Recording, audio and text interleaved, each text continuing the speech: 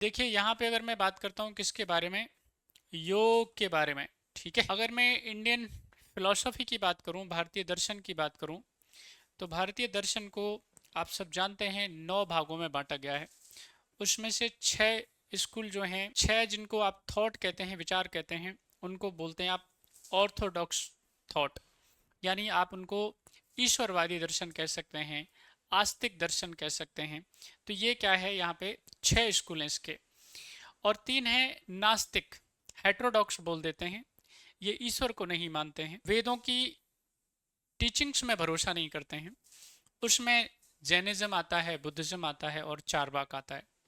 तो योग की अगर मैं बात करता हूँ तो ये योग क्या है, एक पुराना यानी प्राचीन भारतीय आस्तिक दर्शन है। प्राचीन भारतीय आस्तिक दर्शन है और इसमें बात करी गई किसके बारे में, यहाँ पे मन, और यहाँ पे अगर मैं बात करता हूँ शरीर, अगर मैं बात करता हूँ यहाँ पे इंडिविजुअल सेल्फ, और यहाँ पे अल्टीमेट सेल्फ, यानी कि मैं ब्रह्म की बात करूं और जीव की बात करूं, मैं आत्मा की बात करूं और परमात्मा की बात करूं, तो यहाँ पे क्या है, उसमें कोई विभेद यहाँ पे नहीं माना गया है।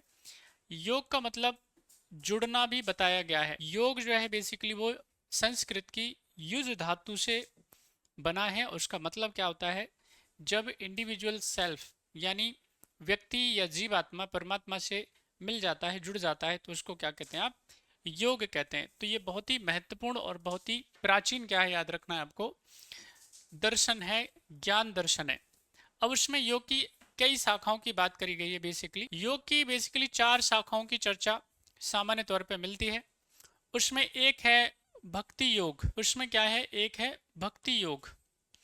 अब भक्ति योग में क्या क्या होगा, जितने भी साधु हैं, सन्यासी हैं, जिनका मन सरल है, जिनका हृदय कैसा है, सात्विक है, जो बहुत ही दयालु हैं, कंपैशनेट हैं, तो अब क्या करते हैं, वो कंप्लीट सरेंडर करते हैं, पूरी तरह से वो क्या कर देते हैं, सरेंडर कर देते हैं ईश्वर के लिए, ऑल माइटी के लिए, परमात्मा के लिए। ठीक है, तो इससे क्या मिल जाता है, भक्ति के माध्यम से क्या मिलता है, मोक्ष। देखो सारा का सारा जो मामला है वो किसके लिए है, मोक्ष प्राप्ति के लिए, मुक्ति के लिए है। मुक्ति किससे, याद रखना है आपको, दुखों से। ठीक है कि नहीं, फ्री फ्रॉम पेन्स, जितने भी कष्ट हैं, तकलीफ हैं, उनसे क्या करना, उनसे छूट जाना बेसिकली। तो यहाँ पे भक्ति किन के लिए ज्यादा उपयुक्त रहता है, भक्ति रहता है जिनका मन कैसा है, एकदम स्वच्छ है, साफ है,